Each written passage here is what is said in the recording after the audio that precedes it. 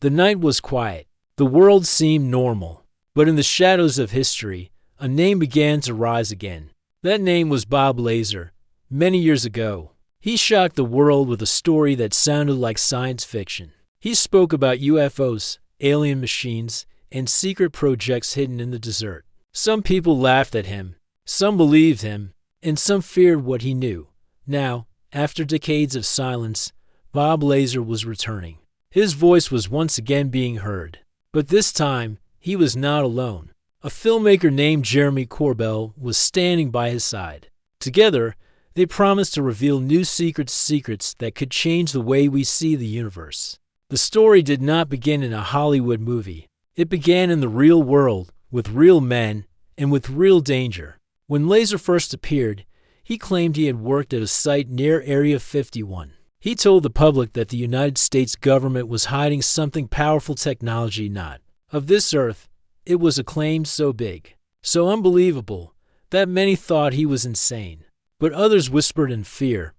What if he was telling the truth? In the late 1980s, the name Bob Lazar became famous. He spoke about alien craft hidden in hangars. He spoke about engines that could bend gravity. He spoke about scientists working in secret, trying to unlock otherworldly knowledge. Then, just as suddenly as he appeared, he seemed to vanish. His life became quiet. The noise around him faded.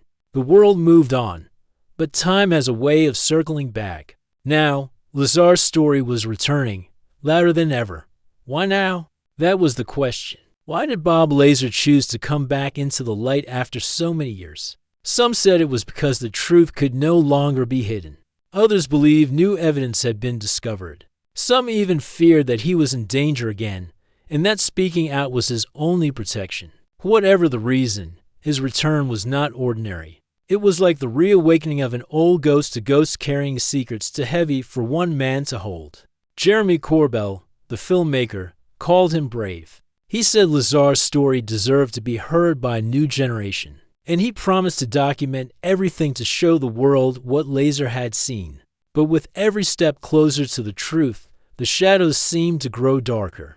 The mysterious return of Bob Lazar was not just about one man. It was about something much bigger. It was about the possibility that humanity had been living in ignorance, that the stars above us were not empty, that governments were hiding knowledge beyond imagination for years. People debated, was Lazar a liar, a dreamer, or a whistleblower? Skeptics said he made it all up. Supporters argued his details were too precise to be fantasy. And now, as he stood beside Jeremy Corbell, the weight of his story returned. The world had changed since the 1980s, but the hunger for answers had not. Imagine this. A man says he worked on spacecraft not built by humans. He describes a fuel called element 115, something that science did not even recognize at the time. Decades later, scientists finally created it in a lab.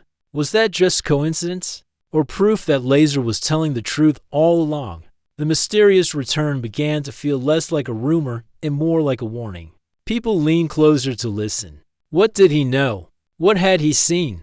And why was the government so desperate to silence him? This was not only a story of UFOs. It was a story of power. If Lazar was right, then the government had technology that could change the world, free energy, space travel, perhaps even weapons beyond imagination.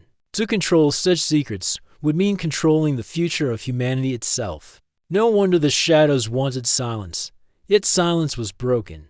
The return of Bob Lazar was like a crack in the wall. Through that crack, light began to shine and questions began to pour out. Was he a prophet of truth? Or was he a man caught in his own imagination? One thing was certain. His return had created a storm of curiosity, a storm of fear, and a storm of possibility. As Jeremy Corbell's camera followed him, the story began to unfold again. The mysterious return was no longer just about the past. It was about now. It was about what could still be hidden, waiting deep in the desert, locked inside secret bases, protected by silence and fear. Bob Lazar's return was not just a moment. It was a reminder that the universe is far bigger than we know, and perhaps far stranger. And so the question rises, why has he come back? What does he want us to know? And most of all, what secret is so important that it refuses to die, even after all these years? The mysterious return had only begun. Long before the world called him a whistleblower, long before his name became connected with UFOs, Bob Lazar was just another man with a quiet life. He was not a celebrity. He was not a soldier. He was a scientist, a technician, a man who loved building machines. But destiny had a strange plan for him. In the late 1980s, Bob Lazar's life changed forever.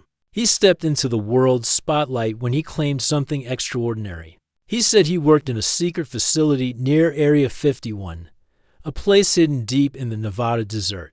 That name, Area 51, was already whispered in conspiracy circles. But Lazar gave it flesh and blood. He spoke of hangars filled with strange craft. He described machines that could not be built by human hands. He told the world he had seen technology from another planet. Who was this man? And why should anyone believe him? Bob Lazar was not just a random voice. He studied electronics. He worked on propulsion systems. He was intelligent, curious, and passionate about science.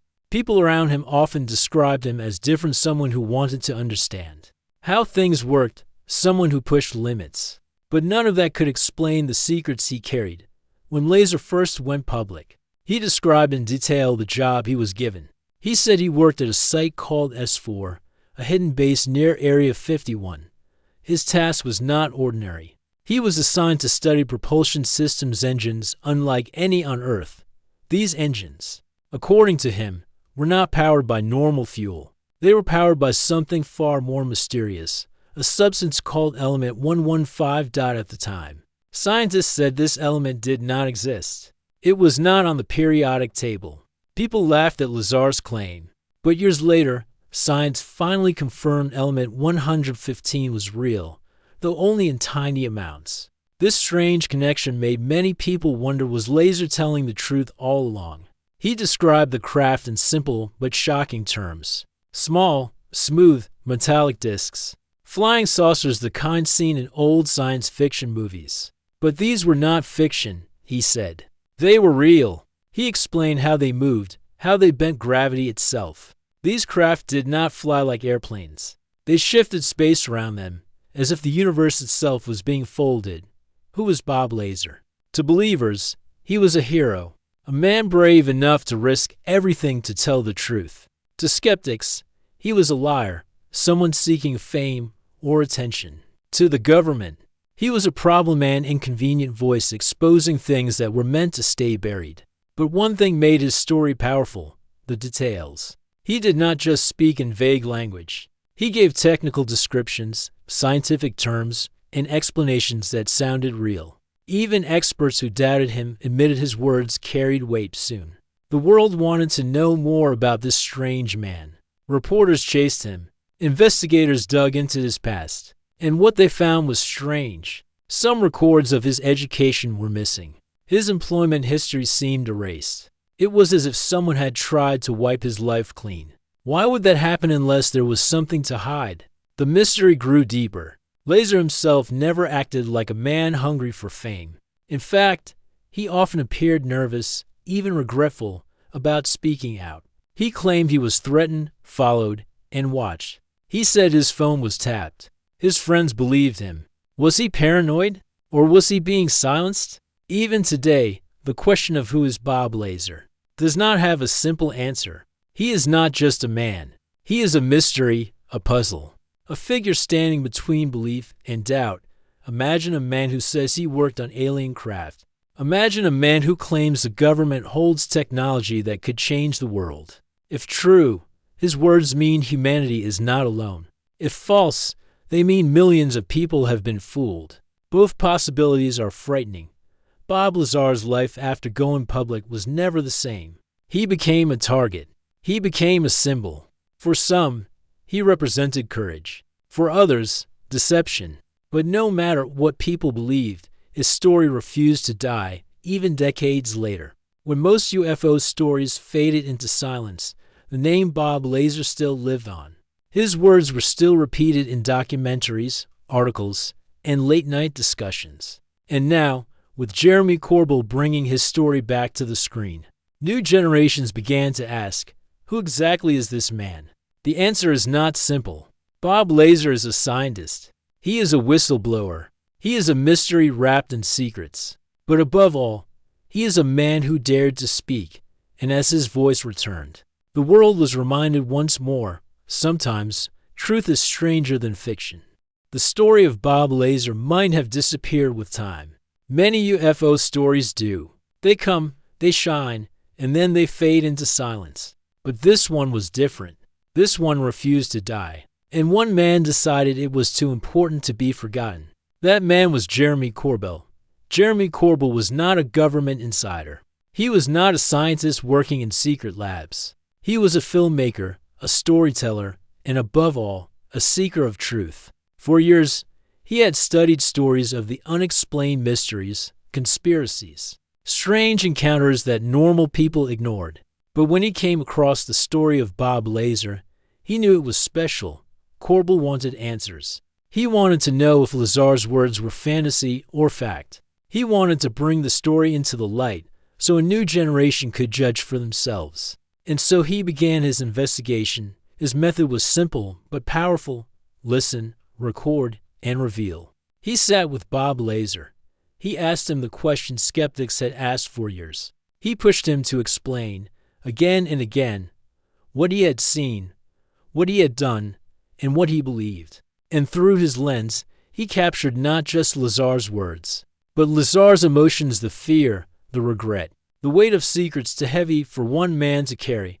Corbell believed stories should be seen, not just told. He traveled to the places Lazar had described. He filmed the desert roads leading to Area 51. He showed the empty spaces where Lazar claimed hangars once held alien craft. He collected every piece of evidence he could find, documents, photos, testimonies from people who once worked with Lazar.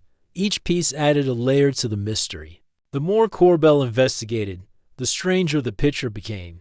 Records of Lazar's education were missing. His supposed employment at Los Alamos National Laboratory was erased from official files. And yet, witnesses from the lab remembered him. Some even said they had seen him there. It was as if someone had carefully tried to remove Lazar from history. Why? Corbell did not claim to have all the answers. But he saw a pattern. Every time Lazar spoke, something unusual followed. Intimidation, surveillance, silence. If Lazar was lying, why would powerful forces react? Why would anyone try to erase his past? That was the question Corbell wanted the world to ask. His investigation was not only about Lazar. It was also about the bigger picture, the UFO mystery itself. Corbell interviewed pilots, soldiers, and scientists who claimed they had seen things in the sky that could not be explained. Their stories, when combined with Lazar's, formed a chilling puzzle. One that suggested humanity might not be alone, and governments might know more than they admit. But Corbell was not just a researcher. He was also a fighter for transparency. He believed the public had a right to know the truth, and he was willing to take risks to share it. His documentaries were not polished tales for entertainment. They were raw, direct, and designed to make people think. When Corbell released his film about Bob Lazar, it shook the UFO community. Some praised him for bringing Lazar's story back to life. Others attacked him, calling him reckless, claiming he was giving too much attention to a man many considered unreliable. But Corbell did not stop. He believed that even if people doubted, they should at least hear Lazar's story in full. In interviews, Corbell often said that Bob Lazar never wanted fame. He never made money from his claims. In fact, Lazar often looked uncomfortable, like a man who wished he could return to silence. This, to Corbell, made the story even more powerful. Why would someone endure decades of ridicule and harassment if the story was fake? The more Corbell dug, the more he became convinced something was there. Maybe not every word was exact. Maybe some details were blurred by time. But at the core of Lazar's story was a truth too dangerous to ignore. Jeremy Corbell's investigation gave new life to an old mystery. He turned Lazar's quiet return into a storm. Newspapers, podcasts, and TV shows began to talk about Lazar again. Social media exploded with debates. Was he right? Was he lying? Or was the truth stranger than both sides could imagine? Corbell never claimed to solve the mystery. Instead, he opened the door wider. He let the world step inside and look for themselves. That was his mission, to awaken curiosity, to stir doubt, and to remind people that some stories are too big to be ignored. The investigation was not just about UFOs. It was about trust. Can we trust our governments to tell us the truth? Can we trust science to accept the impossible? Can we trust one man's testimony when the cost of silence is so high? As Corbell's cameras followed Lazar, the world was drawn into a tale that felt like both a warning and a revelation. The filmmaker's work did not answer every question, but it made one thing clear: Bob Lazar's story was not finished, and if Jeremy Corbell was right, then the real secrets were still out there, waiting to be uncovered. When Bob Lazar first spoke about what he had seen at the secret base, people thought it was impossible. He described machines that defied the laws of physics, engines that did not burn fuel, and technology that seemed like magic. To most people, it sounded like a story from a science fiction novel. But to Lazar, it was real. He said he had touched it, studied it, and watched it in action. The centerpiece of his claim was something mysterious, element 115. At the time, no one in science recognized it. It was not on the periodic table. It did not exist in any laboratory. But Lazar described it in detail. He said it was a fuel unlike any other, a material that could bend gravity itself. According to him, this was the power source of the alien craft. How did it work? Lazar explained it in simple terms.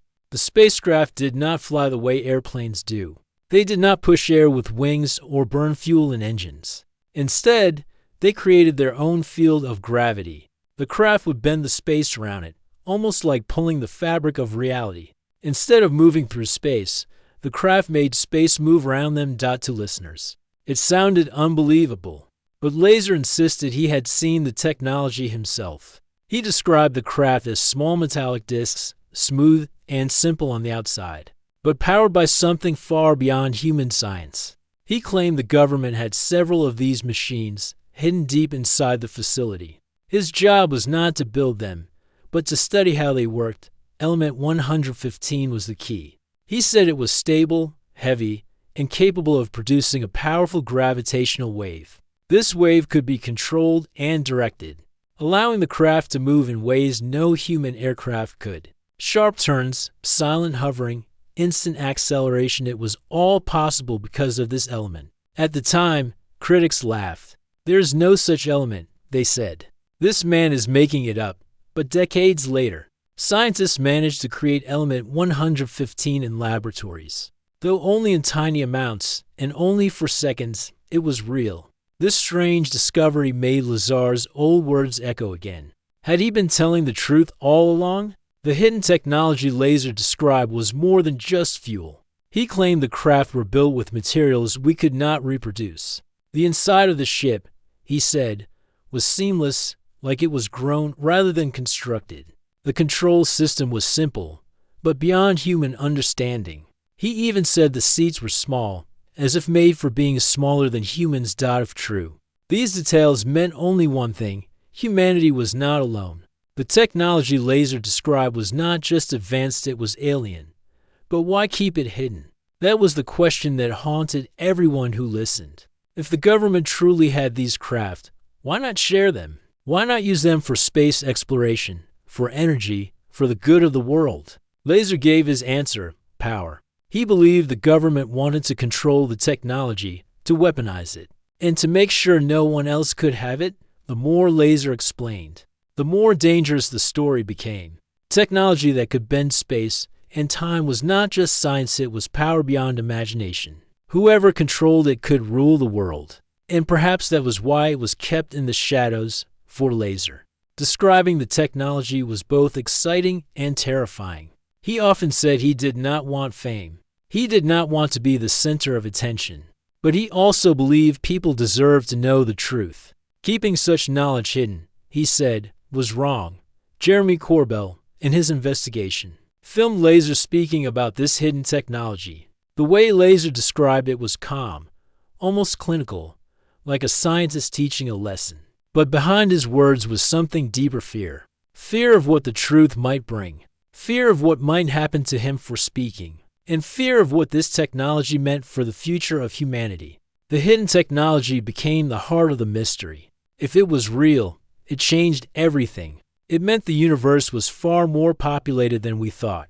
It meant our own science was still a child compared to others. And it meant that somewhere, someone had already mastered the secrets of space and time. But if it was not real, then it was one of the greatest lies ever told. The world was left with two choices: believe the impossible or dismiss it as fantasy. Neither answer felt safe for decades. Lazar's description of element 115 and the alien craft has been studied, debated, and argued. Scientists, skeptics, and believers all try to make sense of it. But even now, the mystery remains. The hidden technology Lazar spoke of was not just a story. It was a mirror held up to humanity. It forced people to ask, are we ready for such power? And if the secrets of the universe are already here, hidden in the desert, how much longer can they be kept from the world? Every story has two sides. On one side stood Bob Lazar, with his bold claims about alien craft and element 115. On the other side stood the government, silent, firm, and cold. While Lazar spoke of secrets, the authorities denied everything. They said there was no proof, no record, no truth. But silence, sometimes, can speak louder than words from the very beginning. Lazar's claims were met with heavy resistance. When reporters tried to check his background, they discovered something strange. Records of his education at the Massachusetts Institute of Technology and Caltech were gone. His employment history at Los Alamos National Laboratory was missing. It was as if someone had wiped away his past. Lazar insisted he had studied and worked there. Some witnesses even remembered seeing him at Los Alamos. But the official papers said otherwise. Why would his history vanish? Skeptics said it proved Lazar was lying. Believers said it proved the opposite, that the government was erasing him to discredit his story. Either way, the silence was not natural. Lazar also claimed he was watched. He said his phone was tapped. He said men followed him in cars, sometimes standing outside his home. Friends and family remembered his fear. He was not a man chasing fame. He looked more like a man trying to survive. Journalists who spoke with Lazar also felt the weight of secrecy. Some of them said they too were followed. Others received warnings not to dig too deep. The silence was not just the absence of words. It was pressure. It was intimidation. It was a wall built to keep the truth hidden. The government's public response was always the same: deny, deny, deny. Officials dismissed Lazar as a fraud. Scientists mocked his claims. Military spokesmen refused to even admit that S4, the facility Lazar described, existed. Yet, strange pieces of evidence kept appearing.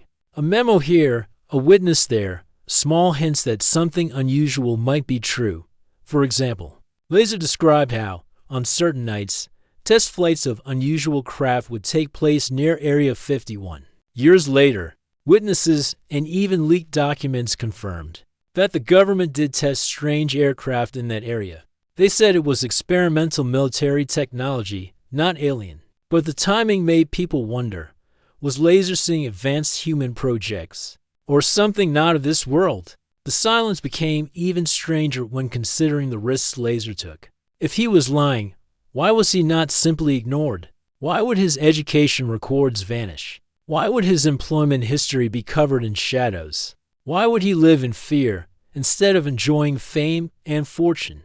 Lazar himself said it clearly: they wanted to erase me. He believed the government wanted to destroy his credibility so no one would believe his words. And in some ways, it worked. Many people dismissed him. Many called him a hoax. But others noticed the pattern. Every time Lazar tried to prove himself, the silence grew heavier. Jeremy Corbell, while making his documentary, also felt the pressure. He described strange interference, unusual pushback, and the constant feeling of being watched. It was as if the silence was still alive, even decades after Lazar first spoke. To this day, the government has never admitted Lazar's claims. They say he never worked at S4. They say there are no alien craft, no element 115.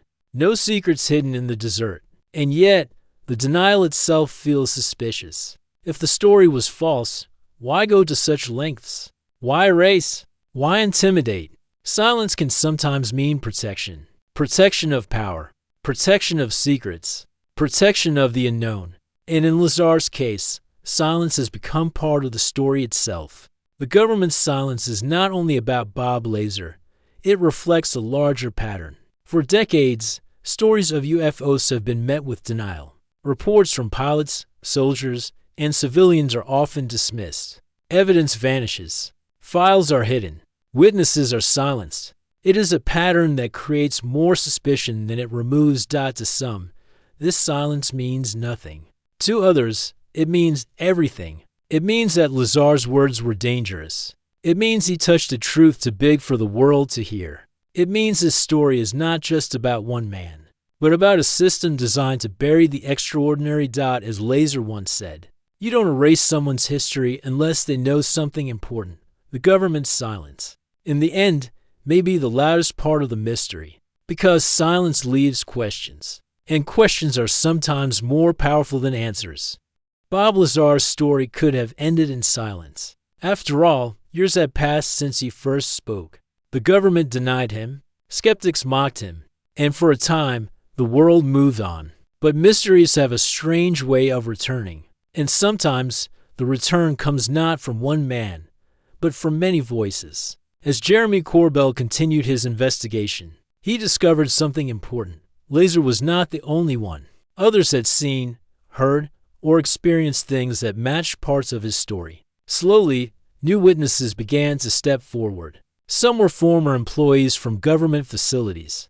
Others were scientists, soldiers, or even civilians who lived near the secret bases. Their words were fragments, small pieces of a puzzle. But when put together, they formed a chilling picture. One witness recalled strange flights over the Nevada desert. Silent, glowing craft moving in ways no normal airplane could. Sharp turns, sudden stops, impossible speeds. These sightings matched what Lazar had described years earlier. Another spoke of security at Area 51 guards with unusual levels of secrecy. Orders that went beyond normal military behavior. It was like protecting a treasure, one said. A treasure that no one was allowed to see. Even documents, once hidden, began to surface. Some declassified reports hinted at projects involving advanced propulsion systems. They never used the word alien. They never admitted to UFOs. But the details sounded eerily close to what Lazar had said. Then there was the case of element 115. For decades, Lazar was ridiculed for mentioning it. There is no such element, critics repeated. But science moved forward. In 2003, Russian scientists finally created a new element, moscovium, also known as element 115. Though unstable and short-lived in labs, it existed. Suddenly, Lazar's words did not sound so crazy. The discovery gave new life to his claims, and many began to wonder if he had been telling the truth all along.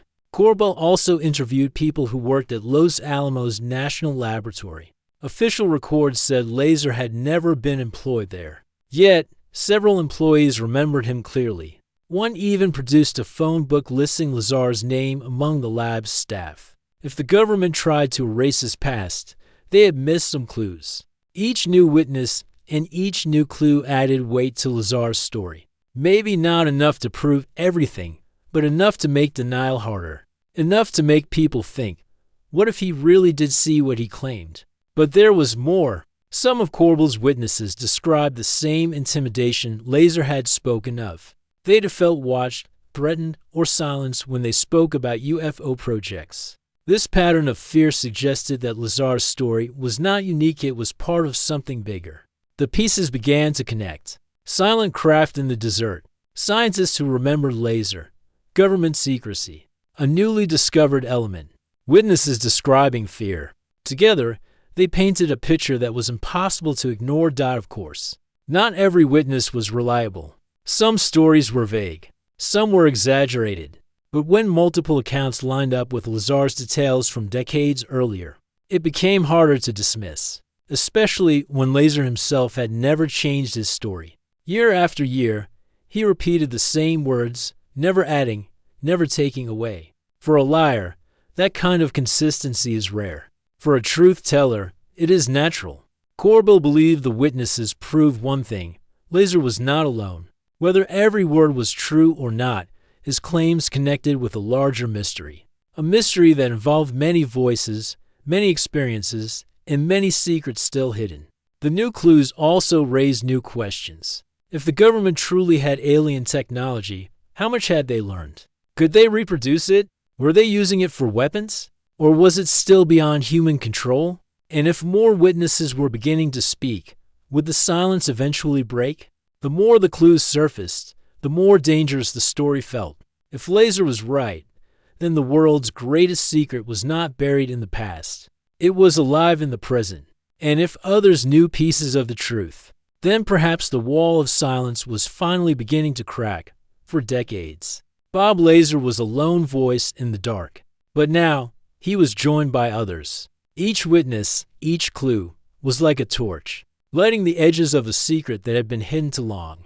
The mystery of UFOs was no longer just about one man's word. It was about a chorus of voices, rising together, challenging the silence, and daring the world to see the truth. And with each new piece of evidence, one question grew louder: if so many are speaking, how much longer can the secret remain in the shadows? The story of Bob Lazar is not like other stories. It has no clear ending, no simple truth, no neat solution. It is a story that keeps returning, a story that refuses to die. Decades have passed since Lazar first spoke about alien craft and hidden technology, and yet his words still echo. Why? Because the questions remain unanswered. Bob Lazar never asked the world to believe him blindly. He simply told his story. He said he worked in a secret base. He said he saw 9 alien craft. He said he studied engines powered by element 115. He said the government was hiding technology not of this earth. And then he stepped away, living a quiet life, carrying the weight of those memories for years. Skeptics tried to bury him. They called him a fraud, a dreamer, or a liar. They pointed to missing records, to contradictions, to the impossible nature of his claims. And yet, pieces of his story kept returning. Witnesses remembered him. Scientists discovered element 115. UFOs continued to be reported in the skies. Slowly, the doubt that once silenced him began to turn into curiosity. Jeremy Corbell's investigation gave Lazar's story new life. Through films, interviews, and evidence, Corbell placed the mystery before the world again. And once more, people asked, what if it's true? The government's silence still stands. No confession, no admission, only denials and shadows. But silence itself can be a sign. If there was truly nothing to hide, why erase Lazar's past? Why intimidate him? Why follow him, threaten him, and treat him as if he knew something dangerous? The mystery is bigger than Bob Lazar. It is about humanity's place in the universe. If Lazar is telling the truth, then we are not alone. We are not the most advanced beings in existence. Somewhere out there, or perhaps already here, others have mastered science that we can only dream about. That thought changes everything. It changes science, religion, history, and the future of mankind. But if Lazar is lying, then another question remains. Why does this story still survive? Why has it not faded into nothing? Why do people across the world still talk about him, still argue about him, still wonder about him?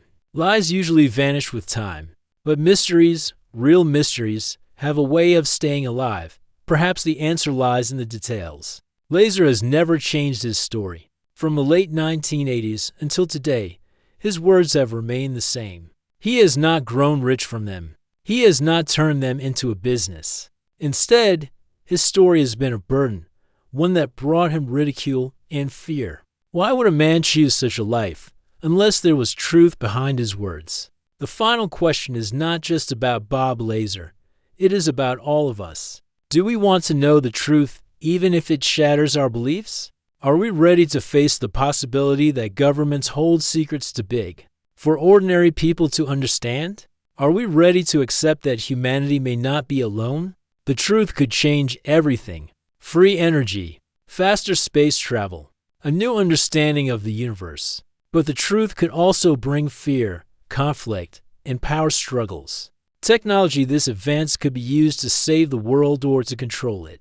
That is why the story of Bob Lazar is so powerful. It is not just a tale of UFOs. It is a mirror that shows us our curiosity, our fear, and our hunger for answers. It forces us to ask questions we cannot escape.